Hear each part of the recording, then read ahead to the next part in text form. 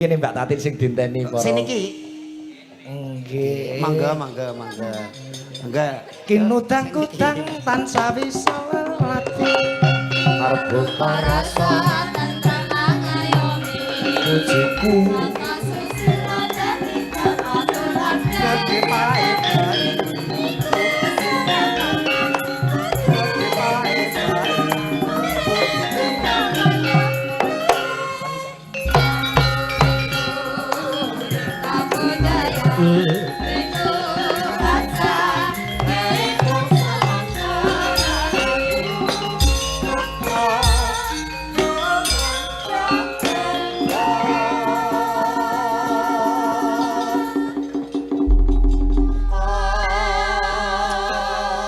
Matur nuwun Mbak Tatin tebih saking Kulon Progo Ngayogyakarta dumugi wonten seluke Nggih, sami-sami Pak Igit, nggih. Mohon maaf lahir dan batin nggih Pak Sigit. Sami-sami Mbak Yu. Mbak pilih wonten kalepatan nyuwun pangapunten. Nggih, sami-sami. Kula sing luwih tuwa akeh lupute ya njaluk ngapura. Nggih, jenengan tua ta? Tuwa kula niku. Kula kancane Bu Krismas Tutik tuan rumah. Oh, Bu Tuti. Nggih, iku kanca sakelas angkatan. Terus angkatan. Nggih, dadi Bu Tutik ya mantu, ora suwe meneh aku ya mantu paling ngono. Saestu. Lah wis padha seangkatan. Wong ki nek ayu urung nembang ngendikan nek kok ning mata iso marake selir-selir pengen bobok. Mas Yolang, selama ndak ketemu kok jenengan rodok kurusan kenapa? Kan ini semua Kok kuru tambah ireng nggih Mbak Tatin nggih. Kok dadi mau niki nyon sewu nggih, mau niki lho untune niku mboten ketok. Nggih. Kok saiki saya kuru kok malah saya ketok. ya nuwun sewu niki asline kan wingi pun coplok tak lem-lem. Dadi manggone ora pas. Oh, jenengan Pak nggih mboten sakit, mboten kenging menapa-menapa to Kang Mas? Mboten aku iso lara nek ora cedhak karo sliramu. Modus. Lah sakmenika sampun cedhak kalian kula. Rasane aku dadi seger meneh kaya dene kepengin umurku ki tambah 20 tahun, 50 tahun. Oh, kayak ketiban ngopo ngono? Kaya dene aku roh widodari sing lagi adus. Kok lagi atus? Ya kae terus disolong selendange to. Oh, nganu dicolong selendange terus aku goleki jenengan ngono kae. Iya, terus awakmu karo piye rasane atimu sakwise ketemu karo aku? Iki kula kan nanggapi mboten iki? Tanggapi mesakne wong kuwi lagi lara. Islam. Apa to? Yo tanggap Oh, ono. iya. Pripun Kang Mas mang bangsuli kula menika rada mboten krungu. Kepiye rasane atimu sakwise ketemu karo aku? Kula kedah mutah-mutah Kang Mas. Utahno wae. Senengane kok ngono. Mbak Tatin. Menika ditimbali Mas Imron kaya Mas Mbi kalian Bu Krismas Tutik. Menika kagungan kersa mantu. Ndhawuhke Mbak Nafis kalih Mas Rigel. Ndongake napa dhateng temantenipun? Kagem pinanganten kekalih mugi dados keluarga ingkang sakinah mawaddah warahmah. Amin. Mugi cepet enggal angsal momongan ingkang soleh lan soleha. Amin, Ngeten. amin, Pokoknya keluargane tansah langgeng. Amin. Hanya maut yang memisahkan. Amin. Ngeten nggih. Amin. Nganten saiki kuwi apik-apik. Apike? Dekore wae ya digawe apik, terus kamare ya dihias. Yes, Lah Pak. nek mantenmu biyen Mantene kula kuno kok Pak Igit. kuno piye? Nggih. Omah ngoten niku nggih sumaye lik gedheke dibukai kabeh. Ape malam pertama ya malah bojoku turu awor mbae. Lah kok Lah dulur do nglumpuk ora duwe nggon kok. dadi siji ta? Tak antem krecek anggek ku ape tak jak malam pertama malah kenek sikile mbae dok. Lah terus Rasidono. Ana apa, Cung? Terus mau mangsuli piye, Mbah? Sampean mangalih to Mbah, kula kepengin kalih bojone kula. Gak apa-apa aku tak karo ndelok polahmu. Wong edan. Bayang- Wong manten kuno ngono kuwi aja. Ora ana sing nggone tur dasare pade-padene mung apa kuwi Jarik. jarik. digelar. Jarik kowe nyileh lho Pak Igit. Biyen wis. Background-e gur jarit. Terus lewer-lewerane kertas sing rupane abang kuning nek dipres nggo banyu terus dadi jinggo. Nggih ngoten nika wis apik nek Karo ora pelembungan. nek ora anake petinggi ngono ya linggahe ora kursi apik nek wong biasae kursi nganten kae linggahe kursi penjalin. Agek linggah plek ngono kemeruyek tinggi tok ngono. Jenengan nyoba bandem-bandeman suruh ngono kae. Iya. Tadi Bojoku iki kepengin spektakuler. Zaman kae ben ora padha karo kancane. Nek manten balang suruh kowe sangger nganten. Bojoku nganteme nganggo boto. lah tenan babak bundet. Ya aku terus endo. Endo. Ning jenenge pira-pira wong jenenge Tresna ki bakal disembadani. Wong lanang iki sembodo. Sembodo ya. Wis kadung seneng lahir kelawasan batin. Susah payah berdua, kita bersukaria juga berdua. Kaya dene aku karo Ngapa? aku pek bojo ah. Lah aku ora iso mbayangke lho Pak Egit, umpamane kamu menjadi suamiku, Iya. nanti kita anak-anak apa? Ya anak-anak wong awakmu muni ape nek roh raiku ngono ah.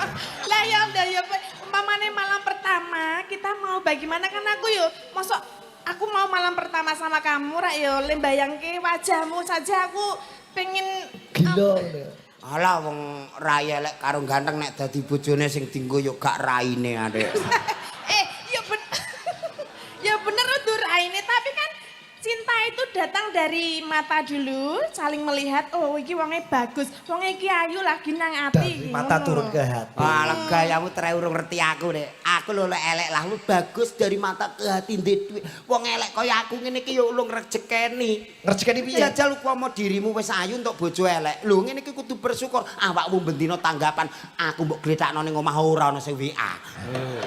Mergo elek. Mergo elek. Kepepete sepi tanggapan. Kepepete sepi tanggapan awakmu ngerti dhewe wong ning gone pategalan ning gone sawah. Lho aku iso kena dadi kombi. Carane Mangap miring ning galengan tugel dhewe parine.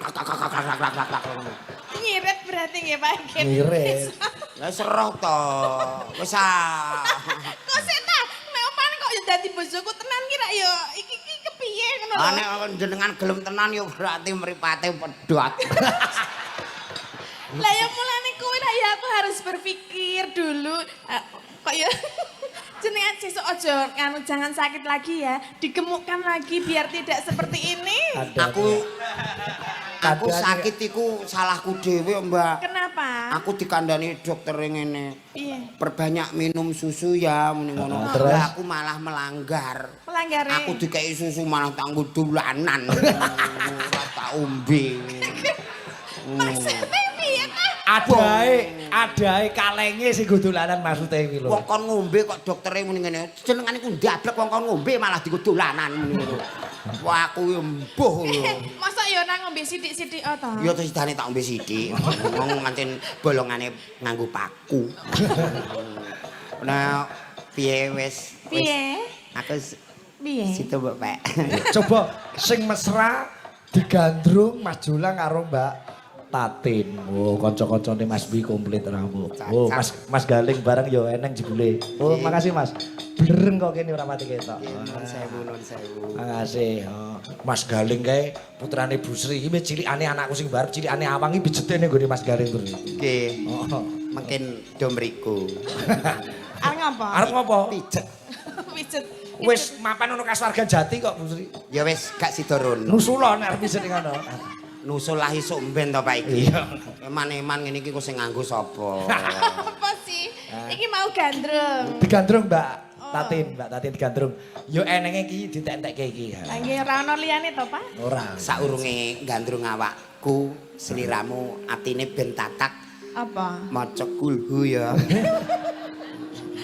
Kok kaya kamu roh demit ngono ya? Lah ya nek menawa ngono kan atine dadi padha. Wiwitane sesideman karya Mbah Haji Sukron Suwanda. Ya. Aku engko iki Apa? peragaku. Peraga? Dirimu nembang judulnya kan sesideman. Heeh. Aku engko embo-embo mah terus paksa ya. Alah. Kok penak men. Walah dalang kok iri. Sinden iku ya jatahe dagelan. Lho aku mbayari Mbak Tatin ora wani ngangkon meksa apa Lah meneh awakmu wis jatah dhewe kok iri. Jatahku apa? Gedebok. Oke. Oh iki malah mulus lho Pak Igit. Iya, iku nek entute gedhi malah larang kuwi. Oh iya ya. Entute sinden sapa sing ngenyang. Tut sinden ya wangi ta ya. Iya percaya. supaya didarani gak mbodone sithik ya. Apa? Urung. Lho tembange, tembang. Oh tak kira njaluk kuwi aku urung krasa. Sikil kunti sikil. Oh iki apa? Barang ketemu Mbak Tatin kok karo sikile kok lali. Klangke kok.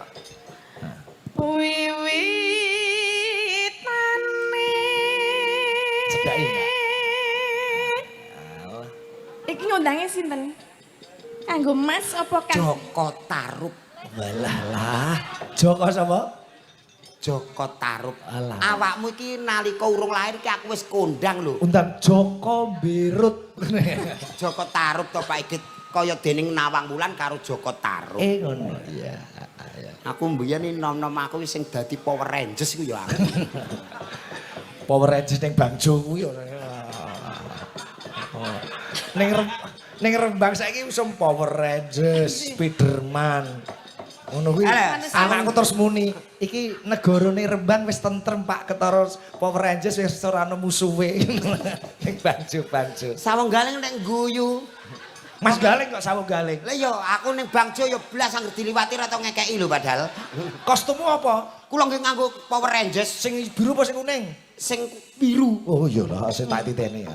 Ora tau ngekeki guyu. Tak kira kanggo sing pink ya. Apa? Power Rangers kan ada yang pink. Kamu Iya. nggak pakai yang pink kan? Enggak. Ya. Andere. Andere sang peke. Kang Mas. Piye Wong Ayu?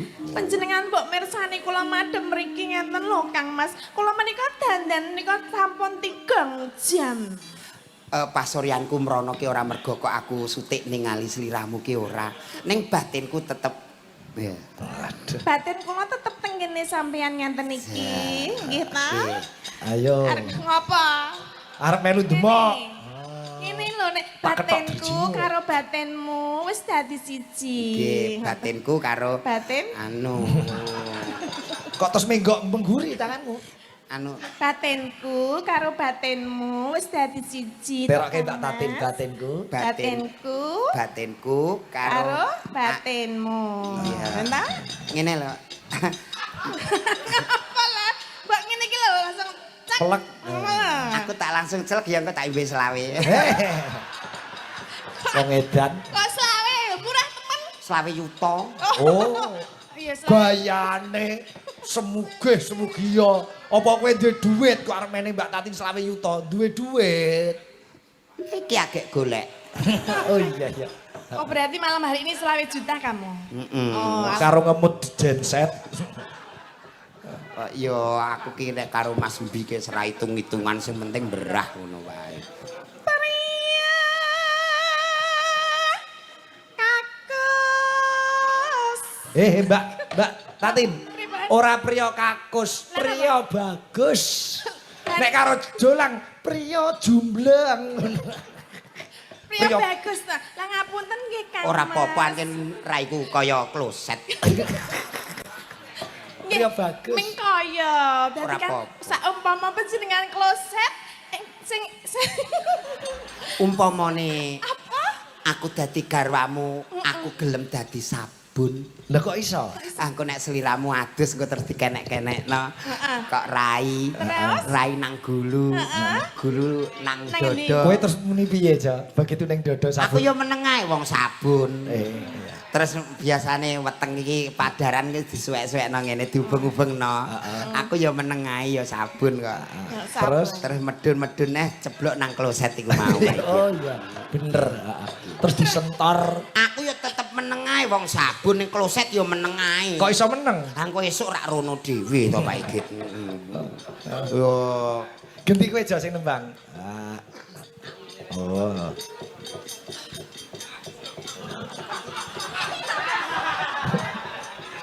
Wah, nganggo kuping-kupingan.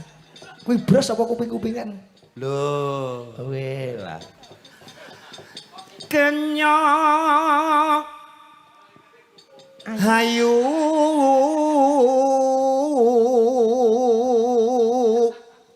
kang olah bu daya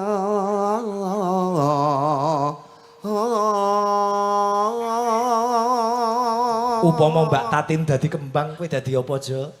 kula dadi tawon Sebabe ngentup nek Mbak Tatin dadi kompor kula dadi uceng sebabe iso undlak bundruk nek Mbak Tatin dadi asbak Mbak Tatin dadi asbak kula dadi rokoke kok iso? temumpang ning dhuwur Nek Mbak Tatin dadi ambulan kula dadi supire lah mayite oh,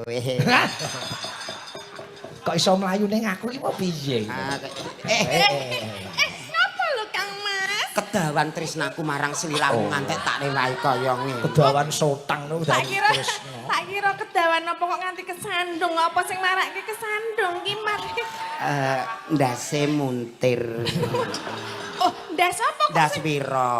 Iki mau rene to gemblung Tak kira ngene. wong si ndas nang dhuwur kok nang isor ana ndas ki ndas apa ngono. Engko tak WA. Ganti Mbak Tatin sing nembang. Kaya gablek-gablek kok HP ngono. Sawan menyang iki arep piye to? Pengen mesra lho. Dipangku no dipangku. No dipangku. Jadikan Ya, siap, aku orang-orang yang tenang ya Allah. Oi. Oh ngono, aku manggon ning ngendi to Mas? Oke nih. Sawan menyang ngendi to Mas? Wah, Ngendi oke. Yaya. Oh, apa itu Yaya? duduk. Oh, Ya. awas lo ya. Enggak apa-apa sayang. Bismillahirrahmanirrahim. Ya jujur aja, ya. Aku kuat Plek gitu loh, enggak apa-apa. Aduh, sebentar ya. Iya. Ini kok agak nggak penak toh, Mas. Apa toh ini? Dengkulku mblusuk. Kok kesane kok jerumen gone Tatin. Kebaya. Nganti iso blusuk. Dengkulmu kok amot. Lah kebaya ya pe lenggah Mbak Tatine ngene. Lah mulane kok aku ra penak ki piye to? Aku dhewe kok yo anget-anget jebule ning kebaya. Sawan menyang Ah semane. kota gede.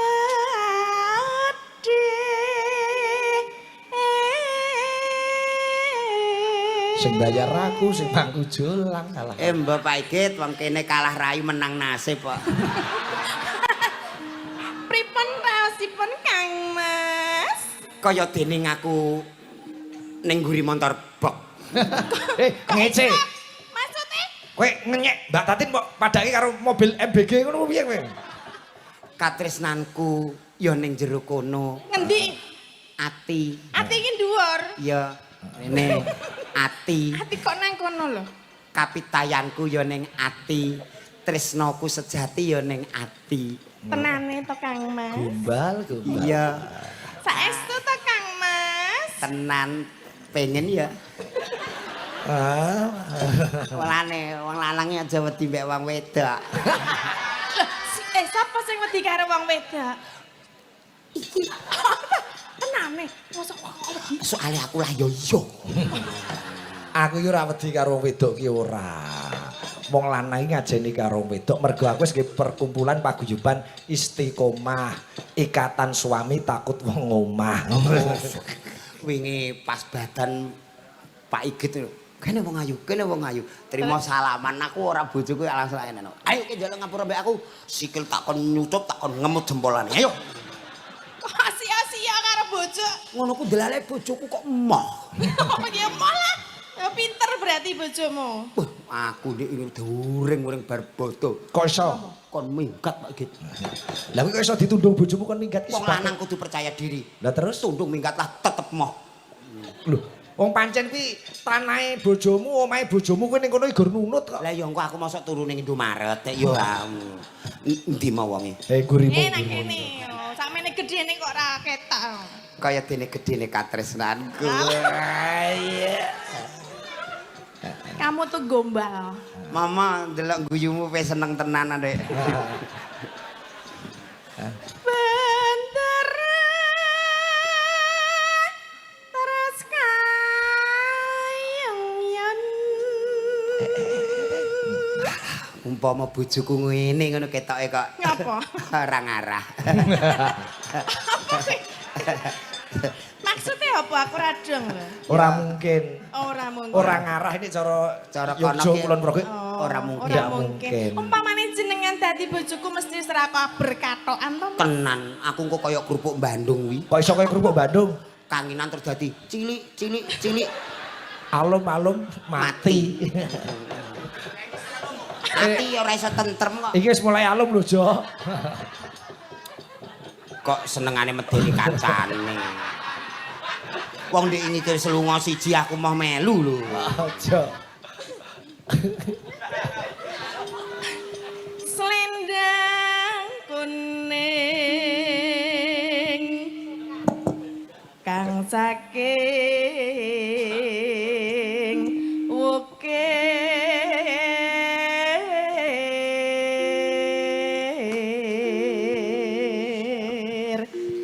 Arep ngapa? Aku umpama gak merongos ngono ganteng lho ya. Ya ganteng nyatane kowe mbiyen cirikanmu digudang mbokmu. Anakku sing ganteng-ganteng dhewe anggere arep mangkat sekolah ki digudang piye kowe? Kula riyen ndek sekolah Jengting sekolahan SD kelas 1. SD kelas 1. Mak niku nek maringi bontotan karo muni ngene. Piye? Anakku ape sekolah nggih sekolah nggih. Oh, terus aku dikai bontotan ya. Terus mak karo muni ngene. Bagus dhewe. Pinteng dhewe. Ganteng dhewe. Aku sekolah ya, Mak. Ngono. Oh iya. Terus tekan sekolahan. Tekan sekolahan wayah istirahat do mangan bareng aku awer cah lanang-lanang ngono kuwi aku mlengak. Aku kok tetep elek dhewe. Itulah tanda kasih sayang seorang ibu kepada anaknya itu dengan mabata. Mulane biyen nganti ana lagu bagai sang surya menyinari dunia. Oh, kasih ibu. Ya. Endi mo raine? Rai ning dhuwur. Kok goleki ngono? Rai kok ning isor. Ngisor yo rai kok. Rai apa? Rai lok. Kaya tau weru-weru. Alah terai. Tau weru apa, Mas? Sel. Apa? Sel. Apa sih? Mbak orang ngono kowe lho. Ora usah takon wong wingi ya wis ngono kok. Wingi ngapa to? Wingi ya wis ning pasar. Daleme jenengan ki ngendi to? Kulon Progo. Kulon Progo. Lah iku Kulon Progo ku ndi? Lah nek kulone pamane ki Prambanan sak piturute Kulon Kulon Progo. Progo. Nganu cerak Kali Progo. Kalau kamu mau ke bandara Sing anyar. Iya, Anyar itu di Kulon Progo melewati rumah saya. Oh, yang Sampai. cilik itu ya. Hah? Rumahnya yang cilik itu. Iya, cilik di bawah jembatan. Iya, oh, mulane biar gelem tak pek ora omah-omah jembatan. Lah omah-omah ning ndi? Tertek wae iki. Padha. Iya. Terus Mbak Tatin. Suara kurang permana. Karo mlaku, Bandeng. Ning wasis ngungro.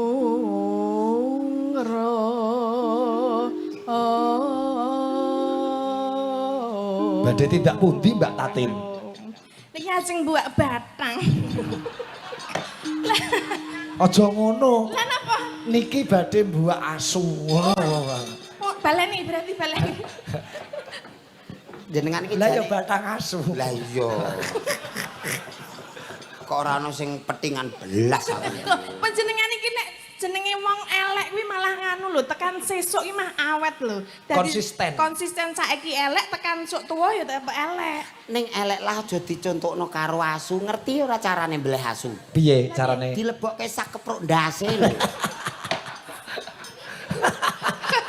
Kowe kok apal? Aku mbiyen bakul lho, Mas. Jebule ning Siman iki sing nyetori kowe. Mulane ora patek amis. Oh ngono carane. Carane ngono. Lah aku nek terus aku dilebokno sak. Tak keprok ndasmu. Lah iya. Nek ngono ki malah kaya tikus lho. Gede kowe, Jo. Anggung marang. Kang. Angungrung marang bendara. Tia sulis tio pijer ngincangake alih. Ayo arep dibrakot tanganku. Rumangsamu aku kanibal kok piye kok yo. Ya kan ketake kaya meni arep brakot ngono. Sayange. Sayange. Terus tresno sesidem. Sesideman kunjuk para tamu kang pareng rawuh menika digarap cara tayub jo. Nek daerah Sluke Kragan Sarang-Rono iki tayupe wis terjajah karo tayub Tuban. Ngono. Nek daerah Sumber Rembang wis terjajah karo tayub Bluro karo Pati. Dadi Rembang isine terjajah, Wetan terjajah Tuban, Kidul terjajah Pati. Niku sing diarani interaksi sesama budaya Pak Ige. Oh, iya. Jadi budaya kono dikenal kene, budaya kene dikenal kono. Itulah keindahan Bhinneka Tunggal Ika. Oke, heeh. Kunjuk kanca-kanca sing mirsani lumantar YouTube Sigit Channel.